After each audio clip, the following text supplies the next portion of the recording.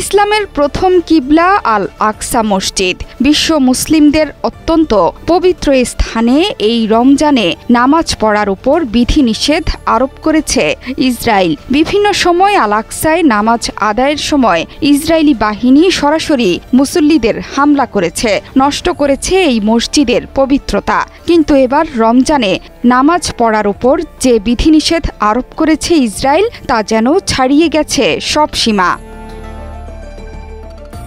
তুরস্কের সংবাদ সংস্থা আনাদোলু জানিয়েছে, যেসব পুরুষ ফিলিস্তিনির বয়স 55 বছর ও নারীদের বয়স 50 বছরের ওপরে শুধু তাদের আল আকসায় যেতে দেয়া হবে। কিন্তু যারা দখলদারদের কারাগার থেকে সম্প্রতি মুক্তি পেয়েছে, তাদের পবিত্র এই মসজিদে প্রবেশে অনুমতি দেয়া হবে না।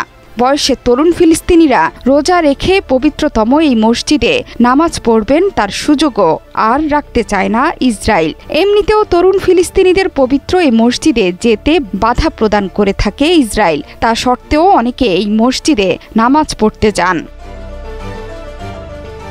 দেশ জুড়ে তোলপাড় ওয়ালটন ফ্রিজ কিনে আপনিও হয়ে যেতে পারেন মিলেনিয়ার।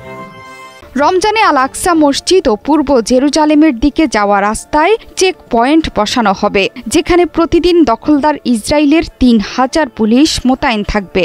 এছাড়া পশ্চিম তীর থেকে মাত্র 10,000 ফিলিস্তিনিকে আল আকসায় যাওয়ার অনুমতি দেওয়ার কথাও ভাবছে ইসরায়েলি কর্তৃপক্ষ।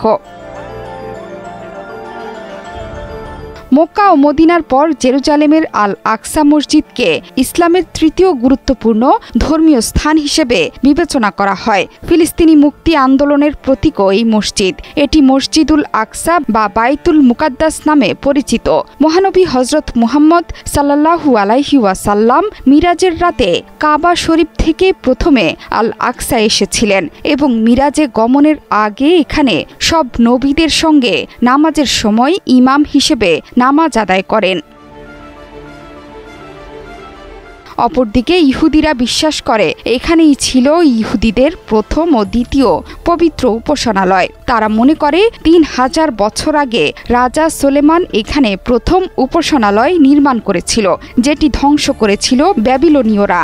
আর দ্বিতীয় উপাসনালয়টি 70 খ্রিস্টাব্দে রোমান বাহিনী ধ্বংস করে দেয়। এখানে একটি খ্রিস্টান ব্যাসিলিকাও ছিল, যা একই সাথে ধ্বংস হয়। সেই উপাসনালয়ের শুধুমাত্র পশ্চিম দিকের দেয়ালটি এখনও টিকে আছে এবং এটি ইহুদিদের প্রার্থনার স্থান। এটি ওয়েস্টার্ন ওয়াল নামে পরিচিত। জোহরা চৌধুরী সেতু, 71।